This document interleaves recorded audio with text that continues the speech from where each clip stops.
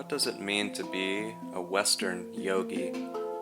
How can someone who was born and raised in the West, who comes from a Judeo-Christian background, practice yoga and meditation in an authentic and genuine way? My name is Christopher Sartain, and this is the Western Yoga Podcast. Greetings, fellow seekers. Welcome to another episode of the Western Yoga Podcast. It's a cloudy day, early fall time, late summer, moving into early fall, mid-March 2022, here at our small ashram in southern Chile, the Andes Mountains. In this episode, we'll talk about spiritual discipline and some of the challenges faced by Westerners living in the Western world as far as it concerns discipline and maintaining discipline here in the West.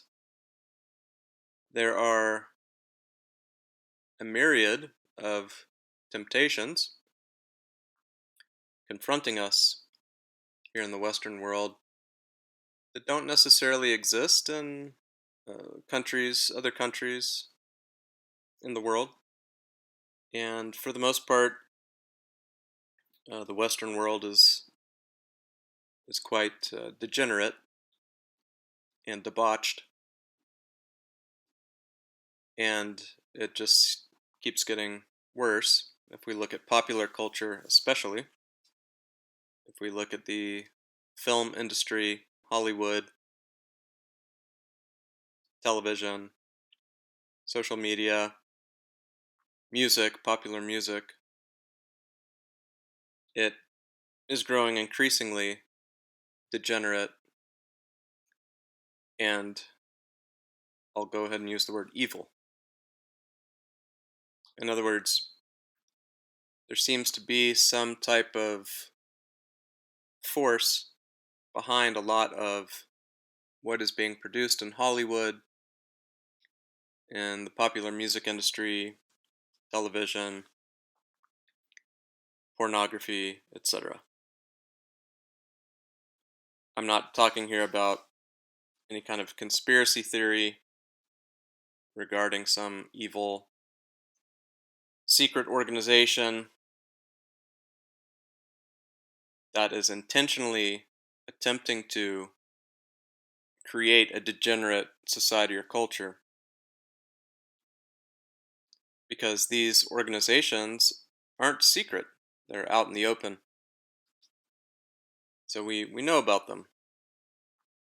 And we know that they do have an agenda that is very anti-family values, anti-religion, anti-Christian, anti-spirituality, anti-morality, pro-debauchery, pro-sense pleasure, pro-instant gratification. And so all of these influences come to bear in our popular culture. It's highly lucrative to produce media that stimulates the senses, that stimulates the brain chemistry, that stimulates the nervous system, that stimulates our appetites, sexual appetites and otherwise. Our appetites for violence, for sense pleasure, for sex, for instant gratification. This is highly profitable for the powers that be,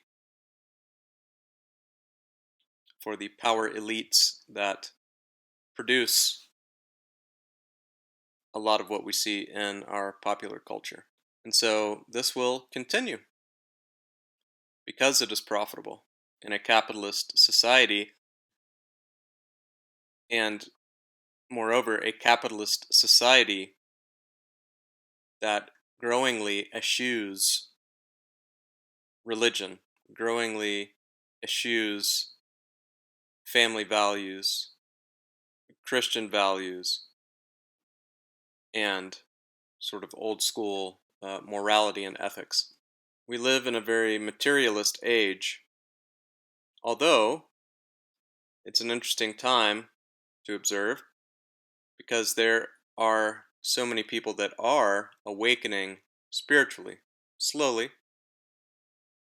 It's not as rapid as some New Age people in the New Age movement would have us believe. There's no great um, collective ascension coming anytime soon, as many would have us believe. However, there is a slow awakening that is taking place, but that slow awakening is juxtaposed with a consumerist, capitalist, materialist, dominant culture.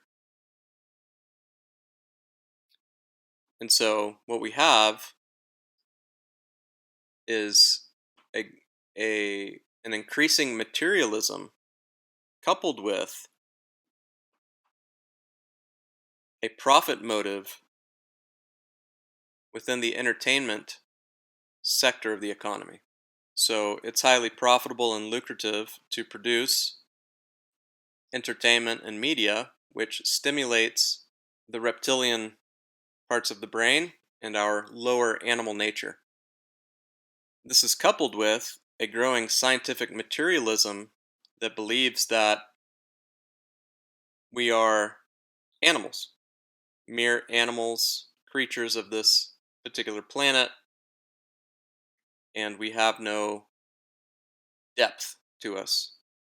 We have no astral body. We have no soul. Consciousness is merely a product of the brain, produced by the brain, and so on. So if you have a predominant scientific culture, and science is becoming a sort of religion in and of itself, we have seen that with this pandemic. People now seem to have a sort of blind faith in science. This is not a positive trend to observe. So this scientific materialism is replacing religion and replacing spirituality in the West.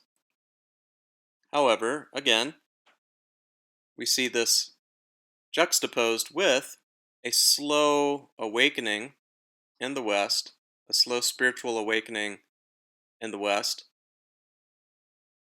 And so it's an interesting time to be alive. It's an interesting time to witness here in the Western world.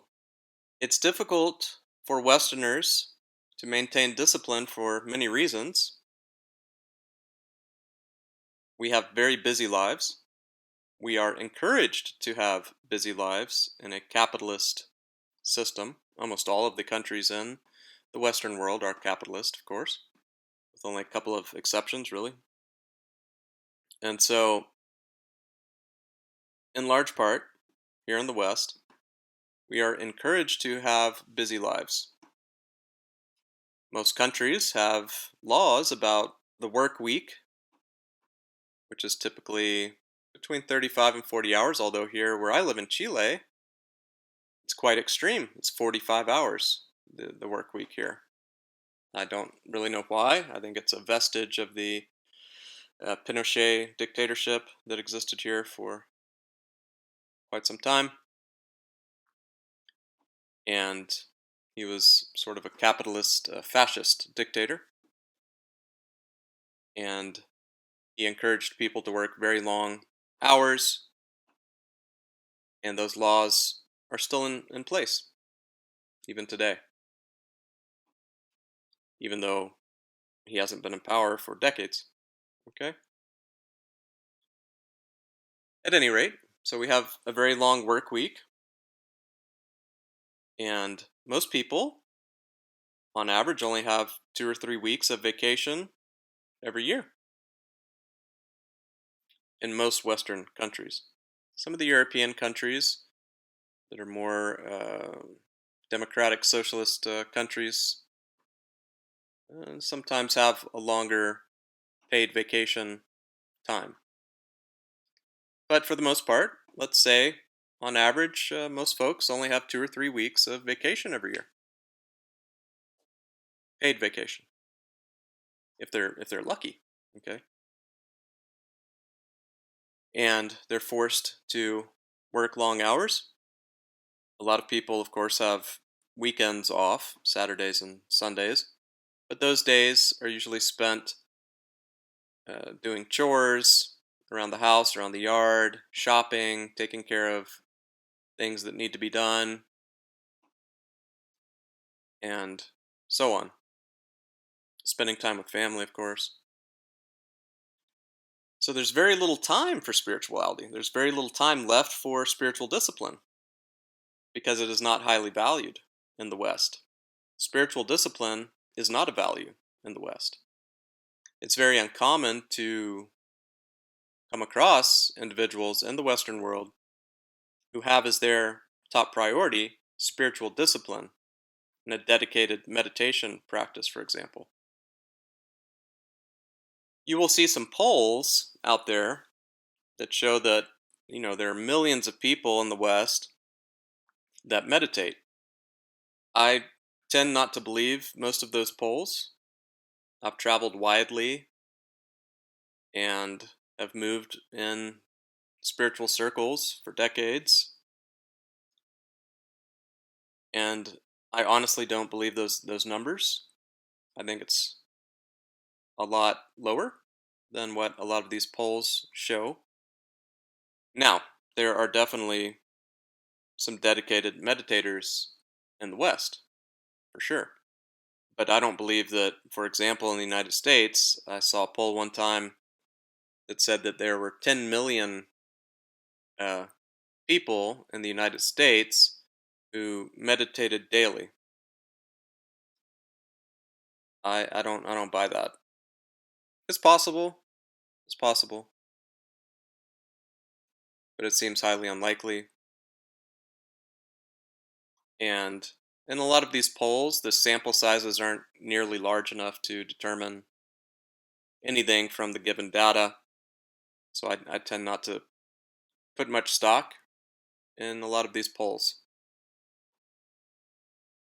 Likewise, you'll see some polls out there that say, there's 30 million Americans practicing yoga and things like that.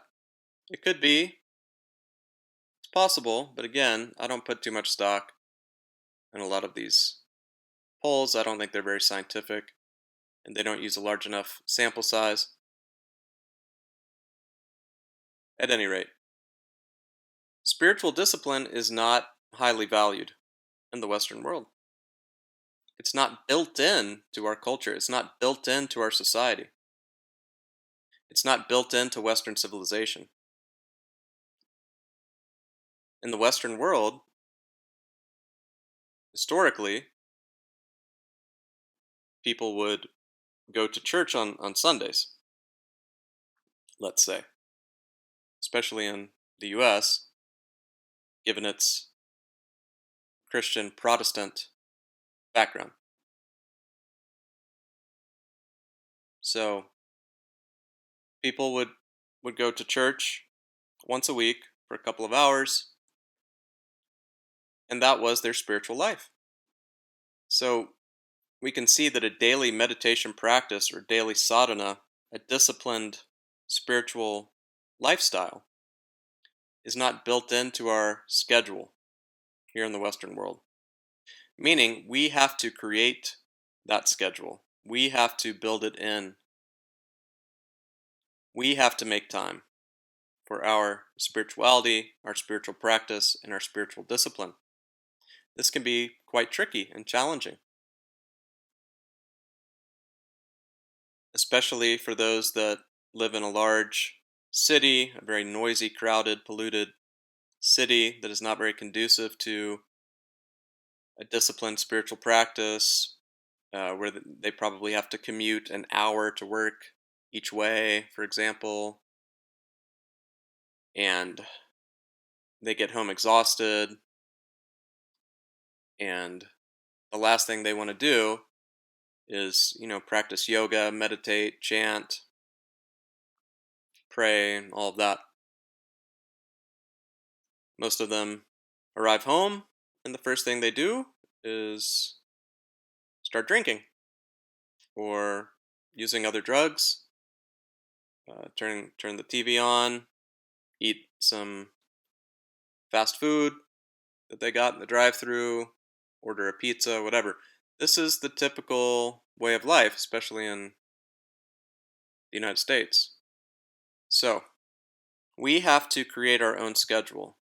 We have to manipulate things so that we have time for our spiritual practice and our spiritual discipline.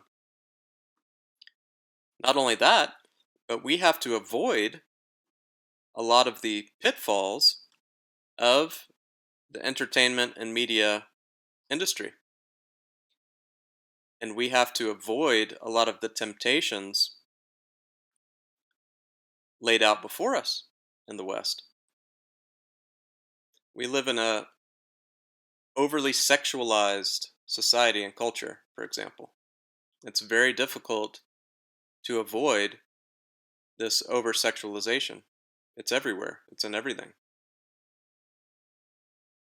Likewise, drugs and alcohol are highly promoted and encouraged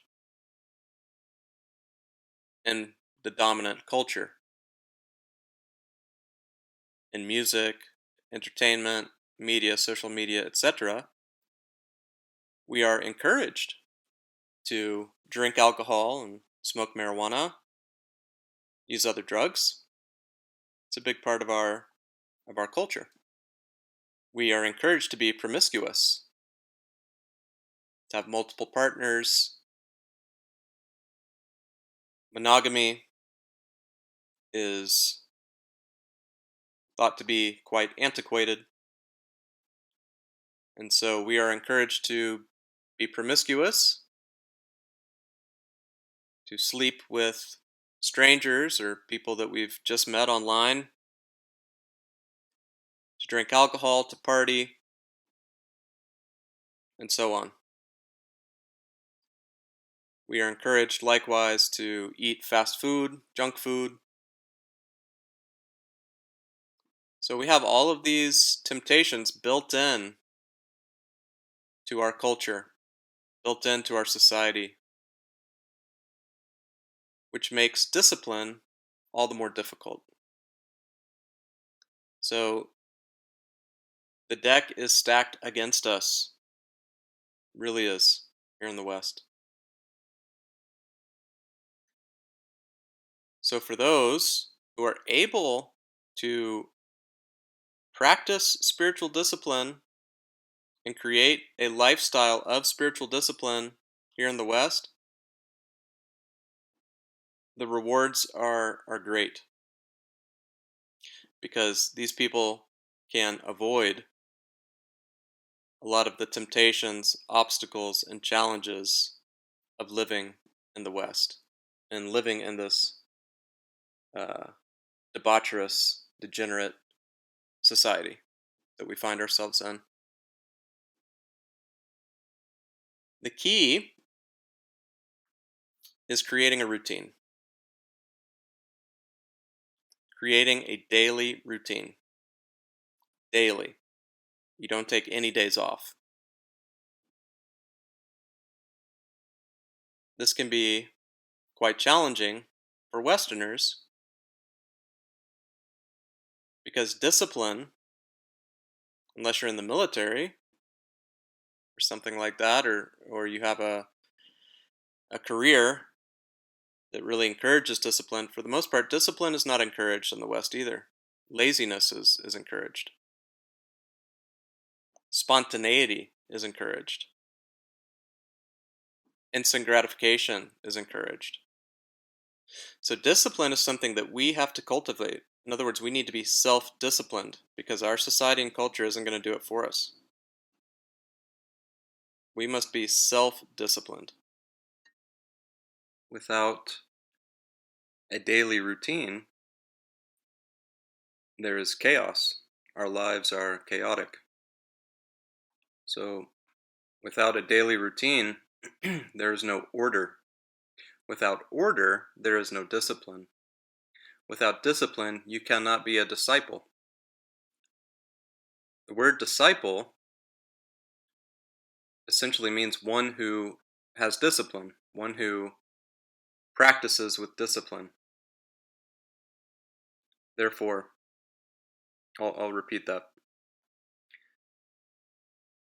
Without a daily routine, there is no order. Without order, there is no discipline. Without discipline, one cannot be a disciple. Therefore, the key to maintaining discipline and being a real spiritual disciple is a daily routine. One must have a daily routine to maintain their discipline, especially here in the West, where discipline is not highly valued or encouraged by the predominant culture. In fact, we could say that the opposite is true. And some people think, I've talked to some people that think that that is boring. It's boring to do the same thing at the same time every day, and that in so doing, one's life lacks certain spontaneity and fun. Well, I can tell you that if your priority in life is spontaneity and fun, the spiritual path probably isn't for you. The yoga path probably isn't for you if you're not interested in discipline and routine. Discipline and routine are prerequisites for awakening, for this path. One must practice with discipline. One must maintain his or her discipline in order to unveil one's higher nature, in order to uncover one's true nature as pure, infinite, blissful, loving, peaceful, tranquil consciousness. Discipline is the key to all of that. Discipline is the key to the path, to the enlightenment path, to the yoga path, to the spiritual path. Now, there are other paths that encourage instant gratification, sense pleasure, spontaneity, and all of that. And that's fine. It's a completely different outlook, paradigm, and I don't judge anyone who wants to follow that kind of path. That's fine. But I'm telling you, if you're truly interested in this yoga path, discipline is key, and a daily routine is key in order to maintain discipline on the path. So what do I mean by routine? That means that we do the same things at the same time every day. So in other words, you would wake up around the same time every day, maybe have a glass of water. I tend to drink 1 cup of tea when I wake up. I wash my face, I use the bathroom, and then I stretch for 20 minutes or so. I don't do a long asana practice anymore like I used to, although if one prefers a long asana practice prior to meditation, that's good. That's definitely beneficial. But I tend to stretch for about 20 minutes or so, and then I go meditate for about an hour and a half. I'm not meditating the whole time. I have a practice, a lot of pranayama, some mantra practice, meditation, prayer, chanting, I do all of that every morning. It takes about an hour and a half. And after that, I begin my work day, which usually includes a lot of email, uh, making videos for my YouTube channel, writing books, making these podcasts, things like that, but also a lot of outdoor work here on the grounds, working in the garden, the greenhouse, doing landscaping, cutting firewood, cleaning the buildings and all of that, painting. And then in the evening, not every day, but a lot of days, I do a second meditation, much shorter, about 20 minutes or so. And then in the evening, I like to listen to podcasts or watch TV. Um, I'm a basketball fanatic, so I watch a lot of NBA games, and I watch a lot of uh, old, older sitcoms um, from the 80s and 90s that aren't so debased as a lot of the modern entertainment is. A little more wholesome, and I relax at night, and I usually go to sleep at around 10 o'clock. My wife likes to go to sleep later, around 11 or so typically, but I go to bed before she does usually. It depends. But that's basically my daily routine. And I do the same things at the same time every day, just as my guru did. Matter of fact, my guru would wake up at 3 a.m. every morning and meditate for 2 or 3 hours, and then go about his work day. And he would eat lunch, work a little more, and then go home and rest. And he would be in bed by 8 o'clock at night. He would wake up the next day at 3 a.m. and he did this every day for many decades. And that's why he was so successful in all that he did. Not just in his enlightenment path, but in every aspect of his life, he was very successful. Because he followed a routine, he had order in his life. He was disciplined. He was a true disciple. Now you might say, oh, well, I'm a Vata. I'm a Vata type. That's my dominant dosha. And therefore, I don't like routine. I like to do things at different times every day. I wake up at a different time every day. I go to bed at a different time every day. I meditate when I feel like it. I do yoga when I feel like it. I pray when I feel like it. I read when I feel like it. And if I don't feel like it that day, I don't do it. I eat my meals at different times every day. And I like that kind of lifestyle. Well, okay. I know some Vatas who are like that. They have that kind of lifestyle, and their lives are quite chaotic. And they have a lot of drama in their lives, and a lot of inconsistency in their lives, a lot of ups and downs, and they're riding that roller coaster constantly. If you want more stability and order in your life, you have to have a daily routine. You have to do the same things at the same time every day. There can be a few allowances for exceptions, especially if you're traveling or there's an emergency or um, whatever the case may be. That's fine. But for the most part, we do the same things at the same time every day, day after day, and we can make small adjustments and modifications in our schedule as well. And that's a good thing to do,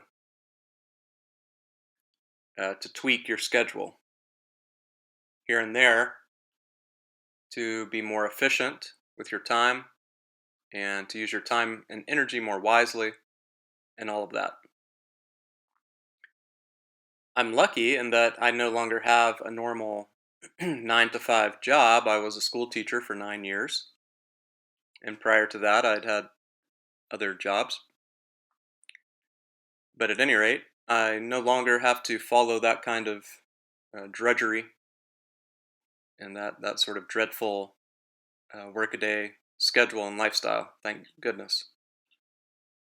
But most Westerners do, and more empathetic I could not be. It's it's tough. It's a hard lifestyle, especially if you have children. My wife and I also decided not to have children because we know how stressful and taxing uh, raising children can be. And also, having both taught middle school for 9 years, it was an excellent form of birth control. Now, if you do have children, God bless you, because you're helping to propagate the species so more souls can incarnate here. That simply wasn't my dharma. It wasn't my role this time around. So I don't have that. I don't have to include that as part of my routine and my lifestyle, which frees up a tremendous amount of prana and energy and time that I can spend on my spiritual path, my spiritual practices, reading, studying, investigating, researching, praying, working with my students, helping others, performing karma yoga, and all of that. So, for most Westerners who have to work a 9 to 5 job, who work 40 hours a week or 50 hours a week or what have you, that have to commute to work, who live in a noisy area with a lot of traffic and commotion, who have children to raise, and all of that, discipline can be incredibly challenging and difficult. I get it. I totally understand. But at some point, we have to ask ourselves, what is our priority in this life? We're only here for a few decades, if we're lucky. So how do we want to spend these decades? What do we want to do with our lives? Do we want to follow the typical program that society has programmed us with? Like a robot on autopilot? Or do we want to wake up from this dream, from this illusion, so that we can live freely and peacefully and consciously on this planet and then in other realms when this body ceases to exist? This is the question that we all have to answer at some point in our lives. But routine is key. You must have a daily routine, and you must follow it at all costs, regardless of whatever else you have going on in your life, what other activities you have going on, your job, your career, family responsibilities, duties, all of that. You must maintain your routine if you want to have order and stability and avoid future karma,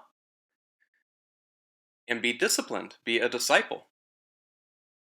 Routine is the key to order, stability, peace, and discipleship,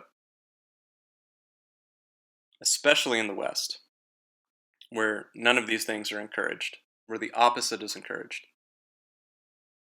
We live in a debased society and culture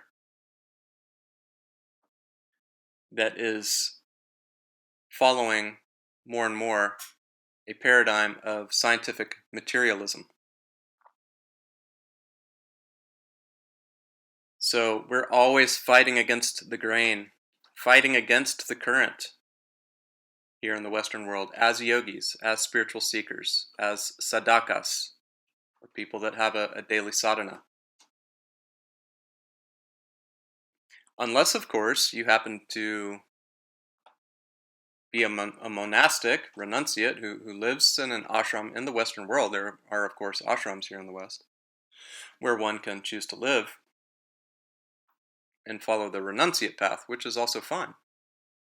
If that's your dharma, that's your role, if that works for you and your personality type and all of that, then that's good. You should do that.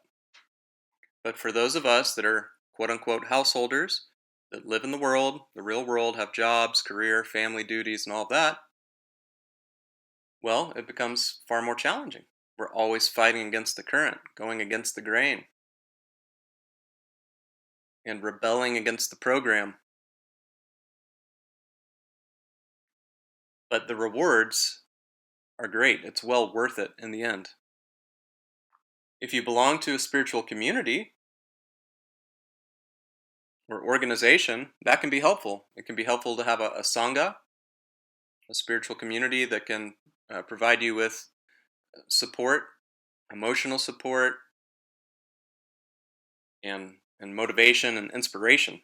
That can be very beneficial. I find some of that support in my sangha, the Center for Spiritual Awareness, founded by Roy Eugene Davis, my guru. It's helpful, although I've found over the years what is far more helpful is simply the development and cultivation of self-motivation and self-discipline. No one can do this for you in the end. You have to make the choice. You have to make the decision. You have to alter your behaviors. You have to modify your schedule and all of that. No one can do that for you. It's up to you at the end of the day. So I highly, highly, highly recommend creating a daily routine. Write it down. Write your schedule down. Write it. Don't type it, write it.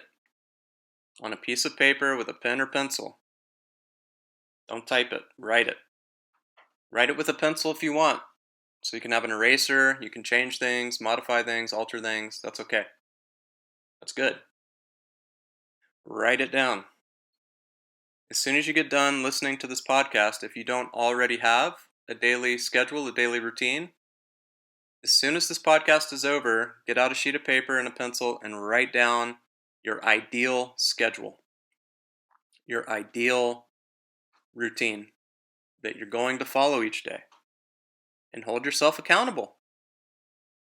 Make sure you're doing it.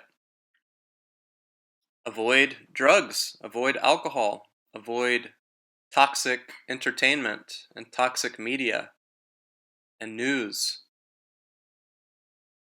It's okay to watch news once a week or so just to see what's going on. Try to choose an unbiased, there aren't very many anymore, but do your best to choose an unbiased news source that isn't full of biases and opinions. Just try to read the facts, stay informed about what's going on, don't react emotionally or become attached. Certainly don't join a tribe, join a team, and start fighting against the other team and get involved in all that drama.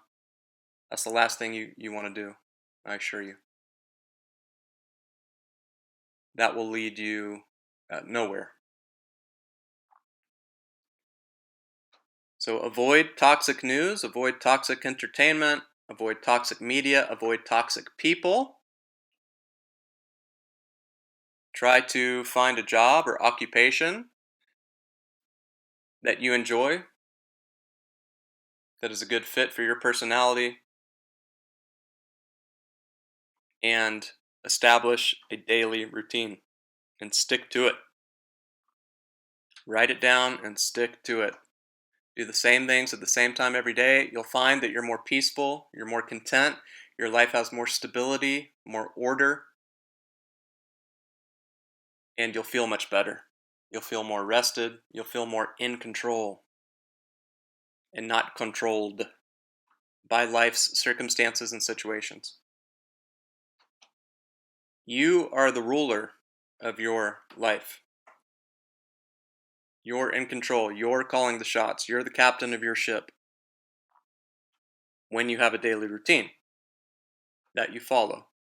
When you don't, when your life is disordered and chaotic and random, you are no longer in control. You are no longer the captain of your ship. The winds are blowing you to and fro. This is not ideal for a yogi. Thank you so much for listening. Please subscribe to the podcast, share it with other like-minded seekers. Lots of love and blessings. Namaste.